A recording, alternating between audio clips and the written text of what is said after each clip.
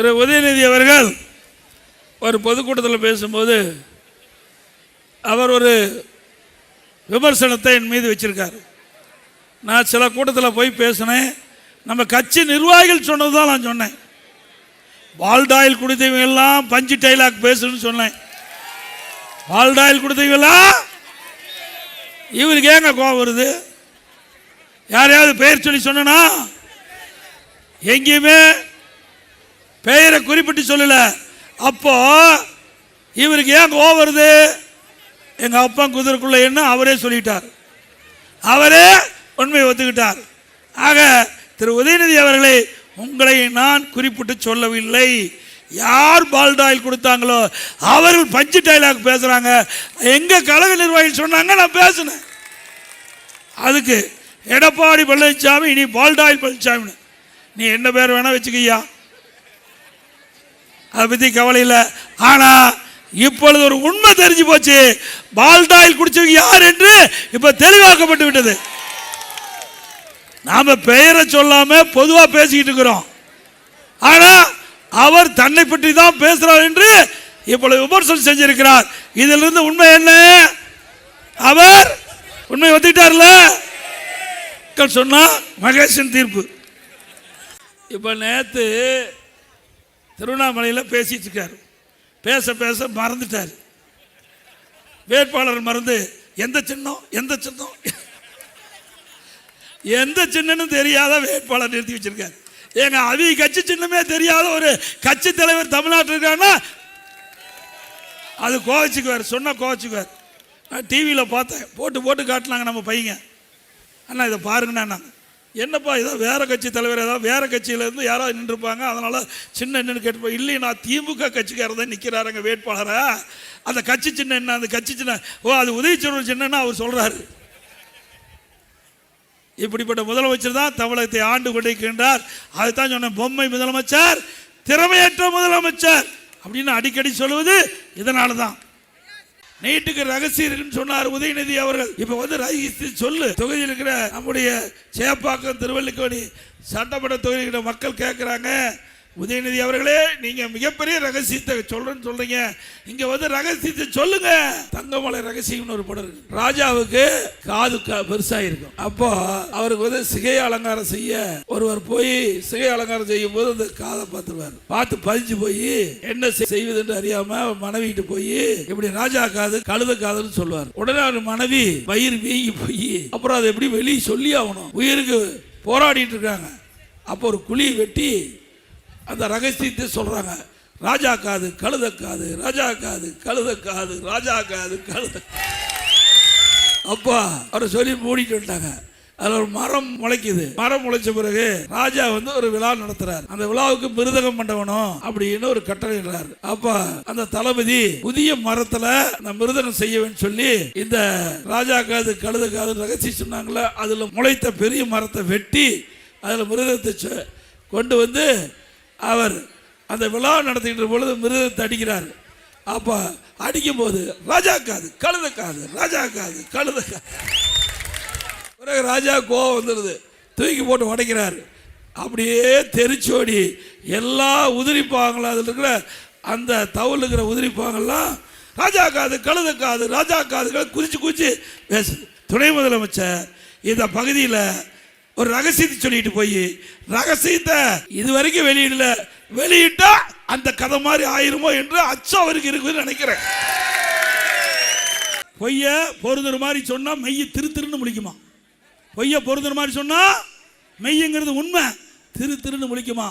அப்படி திராவிட முன்னேற்ற கழக தலைவர்கள் இந்த முதலமைச்சர் வேண்டுமென்றே திட்டமிட்டு பொய்யான செய்திகளை மக்களிடத்தில் பரப்பி மக்களை நம்ப வைத்து ஆட்சிக்கு வர துடிக்கிறார்கள். மக்கள் உஷாரா இருக்கணும். ஒரு முறை நாம் ஏமாந்துட்டோம், ஒரு முறை ஏமாந்து விட்டோம். யார்கிட்ட ஆட்சி போகக்கூடாதோ அவர்கிட்ட போயிட்டுது. அதனால் மக்கள் தத்தளிச்சிட்டு இருக்கிறாங்க. சிந்திக்க வேண்டும்.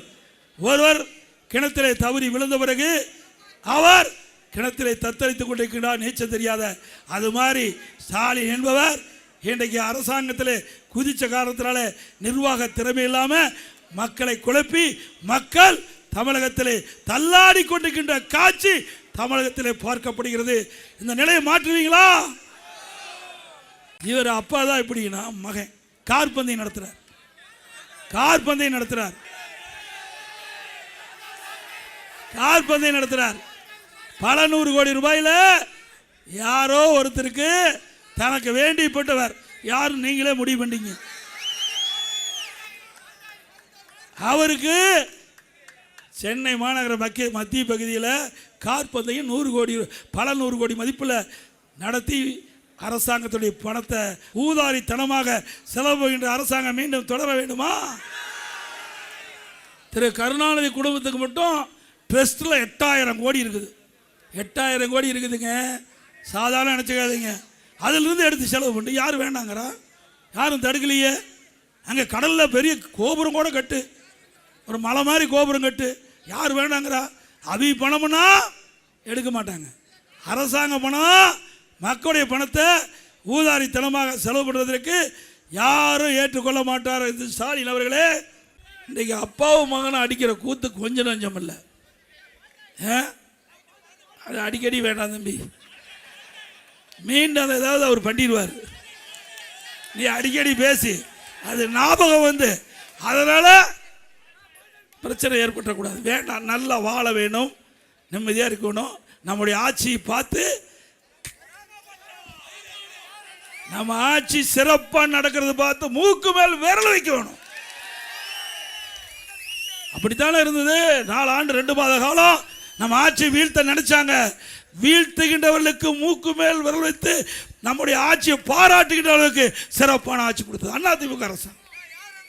4 ஆண்டு 2 மாசம் எவ்வளவு பிரச்சனை, வறட்சி, புயல், வெள்ளம், கொரோனா, சோதனையான நேரத்தில் சிறப்பான ஆட்சி தமிழ்நாட்டை கொடுத்தது அரசு அதிமுக அரசாங்கம்.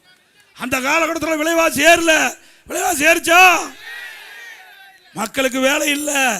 அப்படிப்பட்ட காலகட்டத்தில் கூட விலை உயராம பார்த்துக்கிட்டோம். அதிமுக ஆட்சியில் அரிசி விலை ஏறல, பருப்பு விலை ஏறல, எண்ணெய் விலை ஏறல. கொரோனா காலத்தில் ஓராண்டு எல்லா குடும்பத்தையும் 1000 ரூபா பணம் கொடுத்தோம். மீண்டும் ஒரு 1000 ரூபா சென்னை மாநகருக்கு மக்கள் கொடுத்தது மட்டுமில்ல, 11 மாதம் விலையில் அரிசி போட்டோம், விலையில் சக்கரை கொடுத்தோம், விலையில் எண்ணெய் கொடுத்தோம், விலையில் பருப்பு கொடுத்தோம். ஏழைகளை வாழ வைத்தது அதிமுக. புதுசாக ஒரு அறிவிப்பிட்டிருக்கார், கூப்பன் கொடுப்பாங்க. கூப்பன் யார் கொடுப்பா? திமுக காரன். ஆட்சிக்கு வர்றது 100% முடியாது. ஆனால் அந்த அறிவிப்பில் கூட திமுக குடும்பத்துக்கு என்ன வருமானம் அதை பார்த்து தான் அறிவிப்பை கொடுத்துருக்குறாங்க. கூப்பன் கொடுத்தா தானே கமிஷன் கிடைக்கும். நேரடியாக வங்கிக்கு அனுப்புனா கிடைக்குமா? அதிமுக ஆட்சி மலரும். அதிமுக ஆட்சி மலர்ந்த உடனே இன்றைக்கு விலைவாசி உயர்வு, வரி உயர்வு, இதனால் மக்கள் பாய்ச்சிருக்கிறாங்க. இதிலிருந்து மக்களை மீட்டெடுக்க எல்லா குடும்ப அட்டைக்கும் மாதந்தோறும் வருடத்திற்கு அதாவது வரிச்சுமை மற்றும் விலைவாசி ஏற்றத்தை தடுக்க ஒவ்வொரு குடும்ப அட்டைக்கும் 10,000 ரூபாய் சிறப்பு உதவித்தொகை வழங்கப்படும். கிண்டியில் 2 ஏக்கர் நிலம் கொடுத்தோம். அண்ணா பல்கலைக்கழகத்துக்கு எதிரில் 2 ஏக்கர் நிலம், 1 ஏக்கர் 100 கோடிக்கு போகும். 200 கோடி நிலத்தை திரு கருணாநிதியோட அடக்கம் பண்ண நாங்கள் கொடுத்தோம். மறுத்து நீதிமன்றம் போனீங்க, தீர்ப்பு வாங்கினீங்க. நாங்கள் நினைச்சா மேல்முறையீடு செஞ்சிருக்கலாம், செய்யல. ஏன் செய்யல? எங்களுக்கு உயர்ந்த பண்பு இருக்குது. உங்களுக்கு அப்படிப்பட்ட எண்ணம் இல்லை. திருமதி ஜானகி அம்மாள் அவர்கள் எங்களுடைய பொன்மனச்செம்மல் புரட்சி தலைவர் எம்ஜிஆருடைய மனைவி, அவர் முதலமைச்சர் இருந்தாங்க. அப்படிப்பட்டவருக்கு பொன்மனச்செம்மல் புரட்சி தலைவர் எம்ஜிஆர் அடக்கம் செய்த அருகிலேயே அவருக்கு இடம் கிடைக்க வேண்டும் என்று நாங்கள் இடம் கேட்டோம். ஆனால் கொடுக்கல. சிந்திச்சு பாருங்க என்னென்னலாம் இப்போ பேசிட்டு இருக்காருன்னு. அதோட திரு கருணாநிதி அவர்கள் என்னென்ன பேசினார்? பெருந்தலைவர் காமராஜரை பற்றி மிக மிக மோசமாக பேசினார். அன்னை இந்திரா காந்தி அவரை பற்றி விமர்சனம் செஞ்சார். தியாகச்சலர் கக்கன் ஆகியோரை பற்றி விமர்சனம் செஞ்சார் திரு கருணாநிதி அவர்கள். ஸ்டாலின் இப்போ அப்படியே மறைச்சு பேசுகிறார். திரு ஸ்டாலின் அவர்களே, உங்களுடைய குடும்பத்தை சேர்ந்தவர்கள் எப்படியெல்லாம் முன்னாள் தலைவர்களை விமர்சனம் செய்தார் என்று எங்களுக்கு முழுமையாக தெரியும். பட்டியலிட்டு பேசுவதற்கு எங்களுக்கு திறமை இருக்குது. இந்த தொகுதியில் போட்டியிடுற அமைச்சர் பார்த்தாரு. பல ஆண்டு, நூற்றுக்கணக்கான ஆண்டு நாமெல்லாம் தெய்வ பக்தி உள்ளவங்க. வேண்டுதலை வச்சு நம்முடைய நகையெல்லாம் இறைவனுக்கு போய் காணிக்கா போடுவோம். அதை உருக்கிட்டார். யார் உருக்குனது? ஏங்க நகை உருக்கலாமா? ஏன் மற்ற அரசாங்கத்துக்கு உருக்கு தெரியாதா? ஏன் இத்தனை ஆண்டு காலமாக பாதுகாத்து வந்தாங்க? காலங்காலமாக பக்தர்கள் காணிக்கையாக ஆண்டவனுக்கு அளிக்கப்பட்ட நகையை உருக்கியவர் இந்த தொகுதியில் போட்டிடுறார். மன்னிக்கலாமா? தகுந்த பதிலடி கொடுப்பீங்களா? சிந்திச்சு பாருங்க. ஆண்டவனே பார்த்துக்குவார். ஆண்டவனே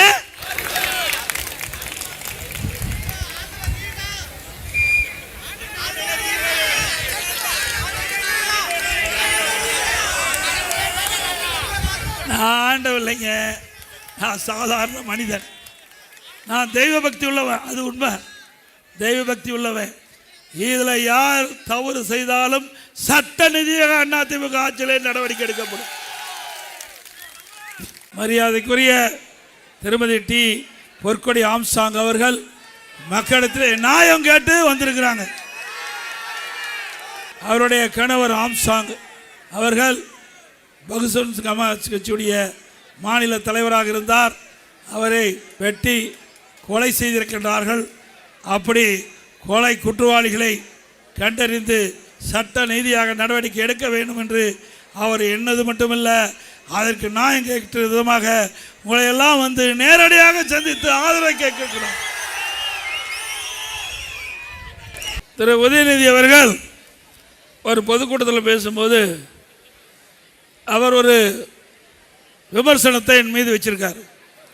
நான் சில கூட்டத்தில் போய் பேசினேன். நம்ம கட்சி நிர்வாகிகள் சொன்னது தான் நான் சொன்னேன். வால்டாயில் குடித்தவங்கெல்லாம் பஞ்சு டைலாக் பேசுன்னு சொன்னேன். வால்டாயில் குடித்தவங்கெல்லாம் இவருக்கு ஏங்க கோபம் வருது? யாரையாவது பெயர் சொல்லி சொன்னா? எங்கேயுமே பெயரை குறிப்பிட்டு சொல்லல. அப்போ இவருக்கு ஏன் கோபம் வருது? எங்க அப்பா குதிரைக்குள்ள என்ன அவரே சொல்லிட்டார். அவரே உண்மையை ஒத்துக்கிட்டார். ஆக திரு உதயநிதி அவர்களே, உங்களை நான் குறிப்பிட்டு சொல்லவில்லை. யார் பால்டாயில் கொடுத்தாங்களோ அவர்கள் பஞ்சு டைலாக் பேசுறாங்க. எங்க கழக நிர்வாகிகள் சொன்னாங்க, நான் பேசினேன். அதுக்கு எடப்பாடி பழனிசாமி இனி பால்டாயில் பழனிசாமி, நீ என்ன பேர் வேணா வச்சுக்கியா, அதை பத்தி கவலை இல்லை. ஆனா இப்பொழுது ஒரு உண்மை தெரிஞ்சு போச்சு. பால்டாயில் குடிச்சவங்க யார் என்று இப்ப தெளிவாக்கப்பட்டு விட்டது. நாம பெயரை சொல்லாம பொதுவா பேசிக்கிட்டு இருக்கிறோம்.